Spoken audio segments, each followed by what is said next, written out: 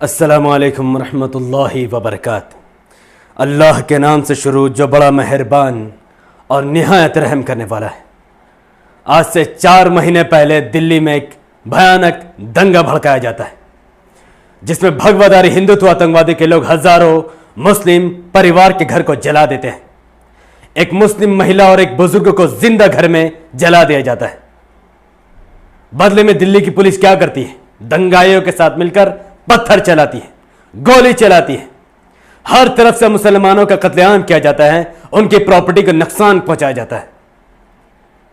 आज से 2 दिन पहले दिल्ली की पुलिस ने एफआईआर चार्जशीट दाखिल की जिसमें सफूरा जारगर, उमर खालिद, हर वो व्यक्ति का नाम डाला जाता है जो पहले से ही एनआरसी के नाम पर, CAA के नाम पर सरकार के खिलाफ प्रोटेस्ट करता हुआ आया है। उन तमाम लोगों को मुजरिम साबित करने की कोशिश करने लगी है दिल्ली की घटिया पुलिस।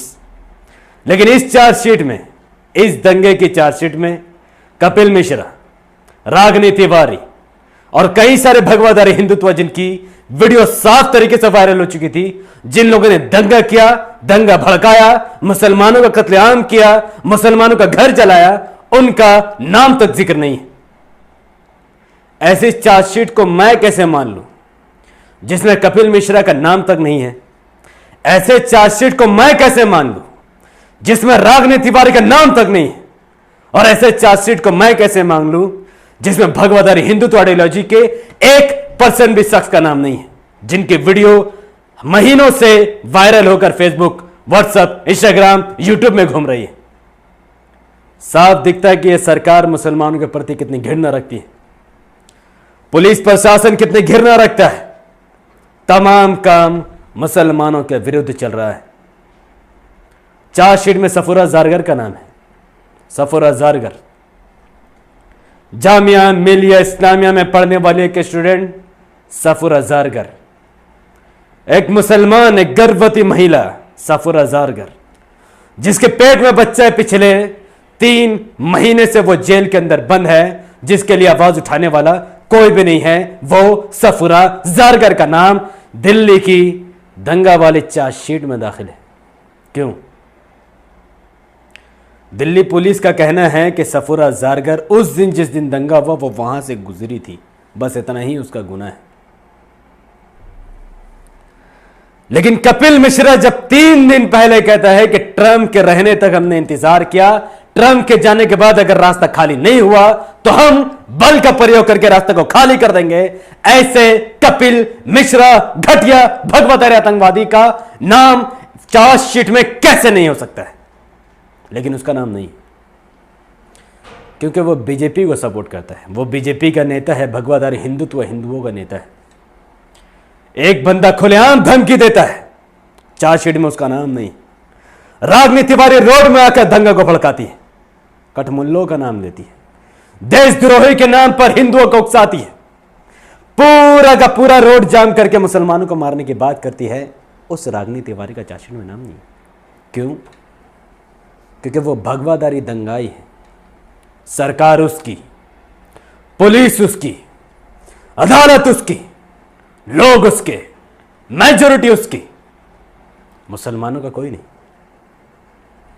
भारत में रहने वाले गयूर मुसलमानों, वेस्ट बंगाल में रहने वाले मुसलमानों, महाराष्ट्र में रहने वाले मुसलमानों, यूपी बिहार में रहने वाले मुसलमानों, भारत के कोने से कोना में रहने वाले मुसलमानों, सफूरा जारगर के पेट में बच्चा है और वो 3 महीने से पूरा रमजान और ईद लेकर वो जेल के अंदर है। उसको इन्फेक्शन होने की भी खबर आई, वो अपना बच्चा को खो देगी उस गुनाह के खिलाफ जो गुनाह उसने किया ही नहीं है।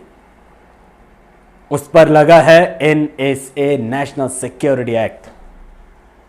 ये वो एक्ट है जो आतंकवादियों पर लगाने के लिए बनाई गई, ये वो एक्ट है जो देश के गद्दारों पर लगाने के लिए बनाई गई। ये वही एक्ट है जिसके खिलाफ बैरिस्टर असदुद्दीन ओवैसी साहब ने पार्लियामेंट में कहा कि यह एक्ट मासूम बेगुनाह मुसलमानों के खिलाफ इस्तेमाल किया जाएगा, लेकिन किसी ने इस बात को सुना नहीं, क्योंकि असदुद्दीन ओवैसी जैसा तो पार्लियामेंट में सिर्फ एक है, वो असदुद्दीन ओवैसी जो सुबह से लेकर शाम तक, दिन से लेकर रात तक सिर्फ और सिर्फ उम्मत के भलाई की बातें करता है। कश्मीरी मुसलमान की बात हो, चाहे वेस्ट बंगाल के मुसलमानों की बात, चाहे रोहिंग्या मुसलमानों की बात, चाहे मरते हुए दलित की बात या बलात्कार होते हुए महिला की बात, एक ही व्यक्ति हमेशा से उसका नाम उठाता है, वो है असदुद्दीन ओवैसी। कितने मजबूर हैं हम।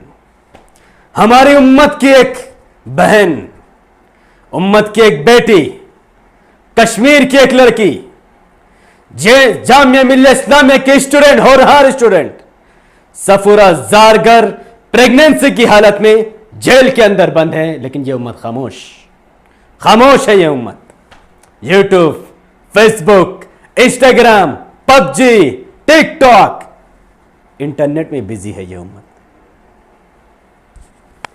मेरे गयूर मुसलमानों, सफूरा जारगर के सिवा अगर तुम्हारी बहन जेल में होती, पेट में पल रहे बच्चे के साथ तुम्हारी बहन अगर जेल में होती, मिसकैरेज होने का खतरा होता, बिना किसी गुनाह, बिना किसी सबूत के, तो क्या इसी तरीके से गफलत में रहते?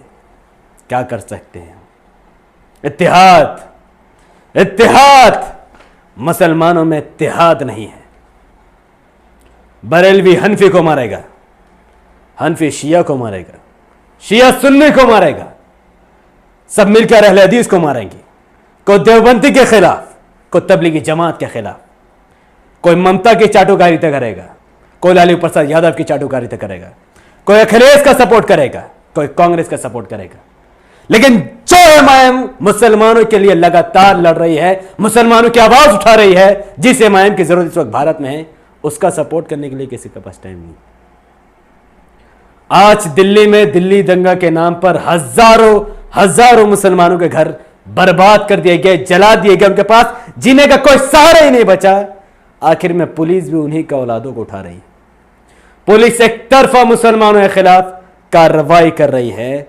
इसका सबूत इस बुनियाद पर है कि उसने कपिल मिश्रा और राघव तिवारी जैसे आतंकवादी का नाम चार्जशीट में नहीं डाला। दिल्ली में जब वोटिंग का टाइम हो रहा था, तमाम मुसलमानों ने आम आदमी पार्टी का सपोर्ट किया। ऑल इंडिया मजलिस इत्तेहादुल मुस्लिमीन बारिश असदुद्दीन ओवैसी साहब ने वहां पर इलेक्शन नहीं लड़ा, क्योंकि दिल्ली की सरकार काम अच्छा कर रही थी, स्कूल, कॉलेज, हॉस्पिटल, तमाम चीजों में डेवलप कर रही थी। लेकिन जैसे ही इलेक्शन के बाद दंगा होता है, आम आदमी पार्टी अपना रुख फेर लेती है। अरविंद केजरीवाल को सफूरा जारगर की या दिल्ली में रह रहे मुसलमानों की रत्ती बराबर भी परवाह नहीं है। यह ऐसा घटिया नेता है जिसका सपोर्ट मैंने भी किया था। जिस दिन दिल्ली में आग भड़काई जा रही थी, दंगा हो रहा था, मुसलमानों का कत्लेआम हो रहा था, उस वक्त यह घटिया इंसान मूर्ति के पास जाकर गंगा किनारे बैठा हुआ, दरिया किनारे, और प्रार्थना कर रहा था कि दंगा रुक जाए। आज सैकड़ों की तादाद में मुसलमानों को पकड़ के दिल्ली की पुलिस ने जेल में भर दिया, एनएसए लगाकर, दंगा कानून लगाकर जेल में सड़ा दिया, उनका लाइफ को खराब करने के लिए पूरा प्लानिंग बना दिया। उन मुसलमानों के लिए आवाज उठाने वाला कोई है ही नहीं। ना आम आदमी पार्टी, ना कांग्रेस, ना आरजेडी, ना जेडीयू, ना टीएमसी, कोई भी नहीं।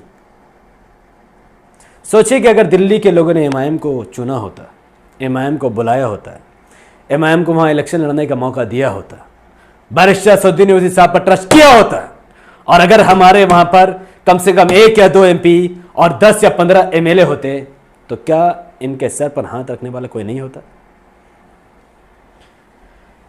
यही हमारी गलती है। हम लोगों ने गैरों पर भरोसा किया।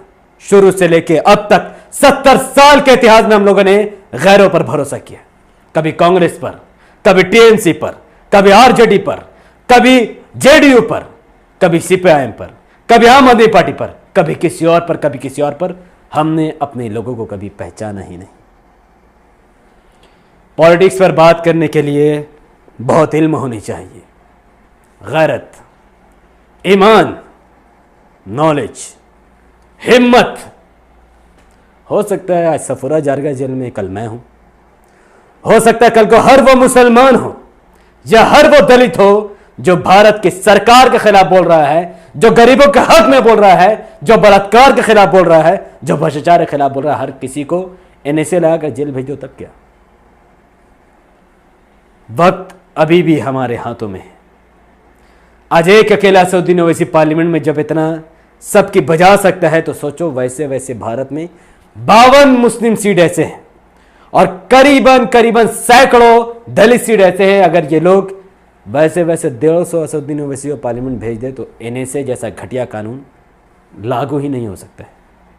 सरकार गिरा भी सकते हैं और सरकार उठा भी सकते हैं हम दलित मिलकर, लेकिन ऐसा तब तक पॉसिबल नहीं है जब तक हमारे देश के मुसलमान अपना गैरत को मारकर दूसरे की चाटुकारिता करेंगे, गैर की पूजा करेंगे, गैरों का सपोर्ट करेंगे, तब तक ये नहीं हो सकता है। मैं सफूर अज़हरगर के साथ हूं। सफूर अज़हरगर इनोसेंट है, उसके खिलाफ कोई भी सबूत नहीं है, भड़काऊ भाषण कोई रिकॉर्ड में नहीं है, फिर भी सफूर अज़हरगर को प्रेगनेंसी की हालत में जेल में भर दिया यूपी की पुलिस ने। वो तड़प रही है, वो बीमार है, इन्फेक्शन की खबर है, बच्चा खोने का डर है, उसका हस्बैंड मजबूर है, कुछ नहीं कर सकता क्योंकि हमारे पास ताकत नहीं है। आने वाले इलेक्शन बिहार, वेस्ट बंगाल, उत्तर प्रदेश, जितने भी जगह इलेक्शन होंगे, एक बात का ध्यान रख के वोट देना कि आपका वोट सिर्फ आपके एरिया के लिए नहीं है, बल्कि उम्मत की ताकत कैसे बन सकती है आपके वोट, ये जरूर ध्यान रखना। और अगर ऑल इंडिया मजलिस इत्तेहादुल मुस्लिमीन का एक भी उम्मीदवार आपके सामने खड़ा होता है तो उसका ताकत बनना आपकी जिम्मेदारी है, ताकि आने वाले वक्त में हजारों सफूर अज़हरगर को, हमारे कई सारे माँ और बहनों को जेल में भर दिया गया दिल्ली में, जो एनआरसी के खिलाफ उनकी मदद करने वाला कोई नहीं है क्योंकि वहाँ इमाम नहीं है, लेकिन हम उनकी मदद कर सकते हैं। ताकत, इत्तेहाद, जुनून, जज्बा, इल्म, ईमानदारी और हिम्मत के साथ हम उनकी मदद कर सकते हैं। जब भारत में मुसलमान एकजुट होकर तबलीगी जमाती, देवबंदी, हनफी, शिया, सुन्नी, बरेलवी, अहले हदीस, जितने भी सारे फिरके के नाम पर ये मुसलमान बटे अगर ये इत्तेहाद कर ले, मजबूती के साथ मिलकर एक एआईएमआईएम को अगर वोट डाल दे, तो फिर हमारी ताकत का अंदाज़ा भी सबको लगेगा और उन तमाम लोगों की हम लोग मदद कर सकेंगे, चाहे वो डॉक्टर कफील हो, चाहे सफूर अज़हरगर हो, या चाहे फेक क्राइम के फंसाने के चक्कर में हज़ारों मुसलमानों की आज भी ज़िंदगी बर्बाद की जा रही है, उन तमाम लोगों को बचाने की ज़रूरत है। मैं इतना क्यों फड़फड़ा रहा हूँ जानते हैं? क्योंकि रसूलुल्लाह सल्लल्लाहु अलैहि वसल्लम ने फरमाया, उम्मत जिस्म के मानिंद है, जिस्म का एक हिस्सा भी तकलीफ होती है तो पूरा जिस्म उस तकलीफ को महसूस करता है। अगर सर में दर्द होती है तो पूरा जिस्म बुखार के लिए तड़पने लगता है। वैसा ही मिसाल एक उम्मत की, तो सफूर अज़हरगर की तड़प मेरे अंदर कैसे नहीं होगी, डॉक्टर कफील की तड़प मेरे लिए कैसे नहीं होगी, भारत में रह रहे हमारे मुसलमानों की तड़प मुझे कैसे नहीं होगी। मैं भी भारतीय हूँ, गर्व करता हूँ मुसलमान होने पर। जब भी अल्लाह मौका देता है तो सच बोलता हूँ, किसी की चाटुकारिता, खास करके गैर की चाटुकारिता नहीं करता, चाहे कितने भी पैसे वो मेरे कदमों में रखते। मेरी आज की ज़िंदगी आने वाली कितने भी वर्ष में जीऊँगा, तब तक सच बोलता रहूँगा, अल्लाह से डरूँगा, एक अल्लाह की पूजा वंदना इबादत करूँगा, रसूलुल्लाह सल्लल्लाहु अलैहि वसल्लम की हदीस को मानूंगा, इंसाफ का साथ दूंगा, अन्याय के खिलाफ खड़ा रहूँगा।